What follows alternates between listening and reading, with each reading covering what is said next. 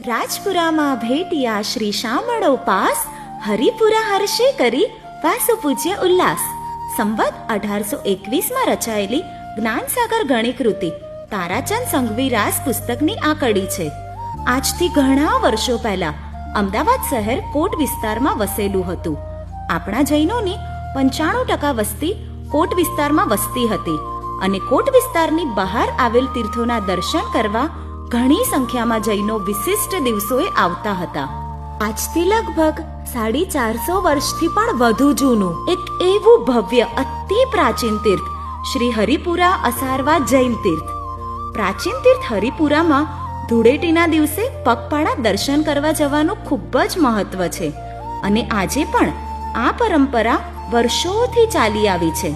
ધૂળેટીના દિવસે હજારોની સંખ્યામાં શ્રદ્ધાળુઓ આ પ્રાચીન તીર્થના દર્શન કરવા પધારે છે.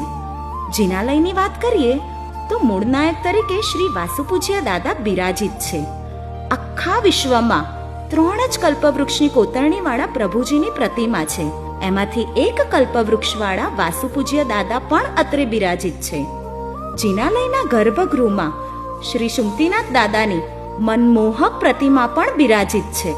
જિનાલયનો રંગમંડપનો ગુંબજ ખૂબ જ વિશાળ અને જયપુરના વિશિષ્ટ કારીગરો દ્વારા નિર્મિત કરેલ છે. આપણા જીન શાસનનું એક વિશિષ્ટ અંગ માનીએ એવી શેઠ શ્રી આણંદજી કલ્યાણજી પેઢીનું નામકરણ કરનાર અતિ ચમત્કારિક હાજરા હજુર શ્રીમદ ઉપાધ્યાય દેવચંદ્રજી મહારાજ સાહેબનું સમાધિ મંદિર પણ જિનાલયની સામેના ઉપાશ્રયમાં આવેલ છે.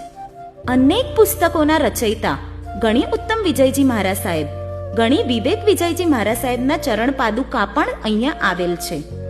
આવી ભવ્યાતિ ભવ્ય વિરાસતનો સ્પર્શ કરવા પધારો પધારો પધારો. સેવ ધ ડેટ 14 માર્ચ 2025 ધૂળેટીના દિવસે આ પ્રાચીન તીર્થ હરિપુરાના દર્શન કરવા જરૂરથી પધારો. આવનાર દરેક દર્શનાર્થીઓ માટે ધાતુ તેમજ સાકરના પાણીની વ્યવસ્થા રાખેલ છે. શ્રી હરિપુરા જૈન સંઘ આપ સૌને હાર્દિક આમંત્રણ આપે છે.